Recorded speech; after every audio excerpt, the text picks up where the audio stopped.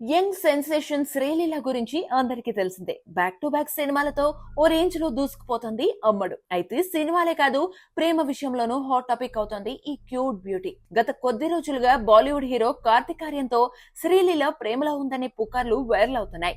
ప్రస్తుతం శ్రీలీల అతనితో కలిసి ఓ సినిమాలో నటిస్తోంది. ఈ క్రమంలోనే శ్రీలీల కార్తిక్ ఆర్యన్ డేటింగ్ లో ఉన్నారని, పెళ్లి చేసుకుంటారని రూమర్స్ స్ప్రెడ్ అయ్యాయి. కానీ శ్రీలీల అలాంటిదేమీ లేదని కొట్టిపారేస్తోంది. అసలు నేనెలా లవ్ చేస్తాను అంటూ దానికి ఒక సాలిడ్ రీజన్ కూడా తాజాగా చెప్పుకొచ్చింది. శ్రీలీల నటించిన లేటెస్ట్ ఫిలిం జూనియర్ ప్రమోషన్స్ లో భాగంగా ఇచ్చిన ఓ ఇంటర్వ్యూలో తనపై వస్తున్న రూమర్స్ గురించి క్లారిటీ ఇచ్చే ప్రయత్నం చేసింది. నేను ప్రేమలో పడ్డాను అని అంటున్నారు. అసలు నేనెలా ప్రేమలో పడతాను? మా అమ్మ నాతోనే ఉంటుంది. నేను ఎక్కడికి వెళ్ళినా, వెకేషన్ కి వెళ్ళినా కూడా మా అమ్మ నాతోనే ఉంటుంది.